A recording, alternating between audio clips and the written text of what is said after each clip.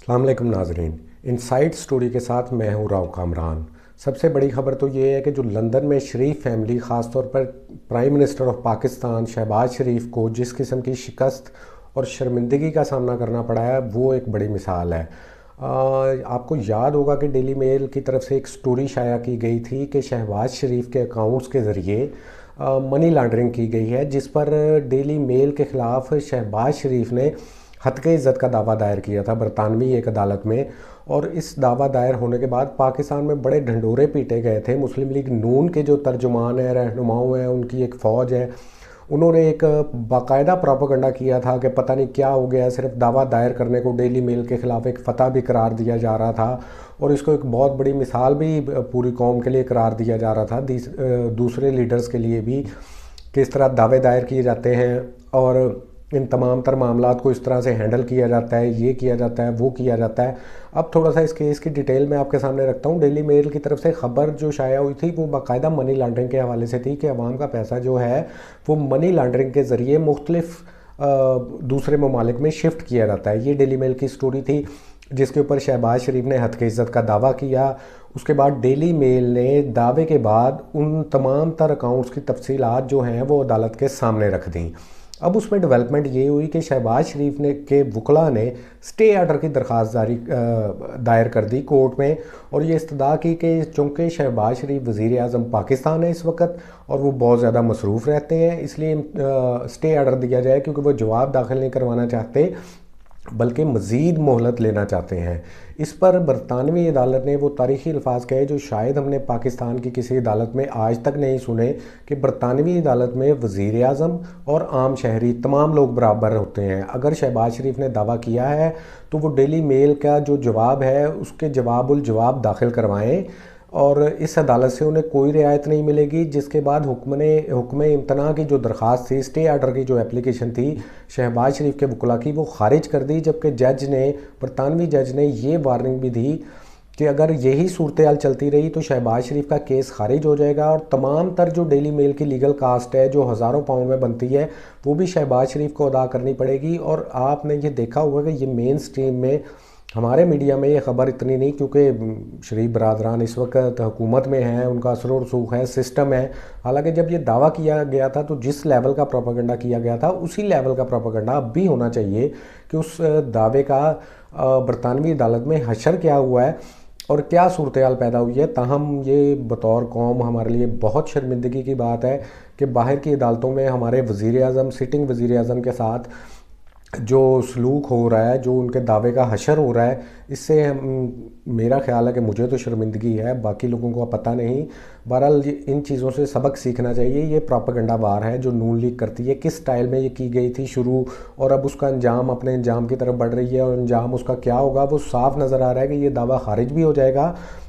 बल्कि शहबाज शरीफ को जो तमाम तर लीगल कास्ट है, तमाम तर मामले की बरतानवी अदालत में जितनी देर ये मामलात चलते रहे हैं, डेली मेल के जितने अखराजात आए हैं हज़ारों पाउंड में वो बनेंगे, वो शहबाज शरीफ को भरने पड़ेंगे। लेकिन इन लोगों को क्यों फ़िक्र हो भरने की, मेरा नहीं ख्याल कि उनको इसकी ज़्यादा इतनी टेंशन है। तो ये सारे मामलात हैं जो हक़ाइक़ मैंने आपके सामने रखने थे। दूसरी जो है बड़ी ख़बर है हमारे पास कि नवाज़ शरीफ को बहरहाल आखिरकार लंदन में बैठे हुए सिफारती पासपोर्ट जारी कर दिया गया। अब नवाज़ शरीफ वो शख्स हैं जो पाकिस्तानी अदालतों से सज़ा याफ्ता हैं, एक स्टाम्प पेपर की बुनियाद पर बाहर गए थे, इश्तिहारी भी हो चुके हैं, अपने मुकदमात में वो पेश भी नहीं होते, लंदन में बैठे हैं, उनका पासपोर्ट की मियाद ख़त्म हुई थी जिसके बाद उन्हें गुज़श्ता हुकूमत में दूसरा पासपोर्ट जारी नहीं किया गया। उनकी हुकूमत आई, पहले उनको आम पासपोर्ट जारी किया गया।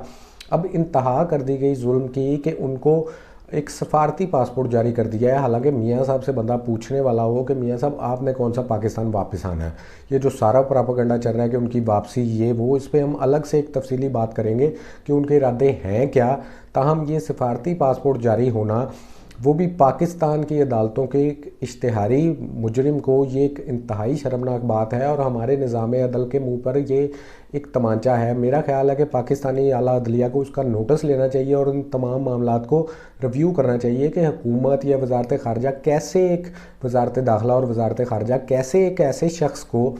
ڈپلومیٹک پاسپورٹ جاری کر سکتے ہیں جو پاکستانی عدالتوں سے باقاعدہ سزا یافتہ ہے اور اس کے بعد اشتہاری بھی ہو چکا ہے۔ ان تمام معاملات کو عدلیہ کو میرا خیال ہے دیکھنا پڑے گا، کیونکہ یہ دنیا بھر میں ہمارا مذاق بن رہا ہے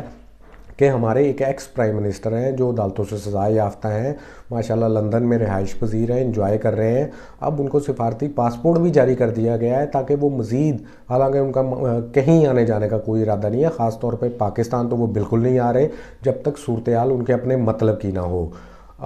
تیسری بات جو ہم آج ڈسکس کرنا چاہ رہے تھے وہ تھی کہ عمران خان کے جو دونوں بیٹے ہیں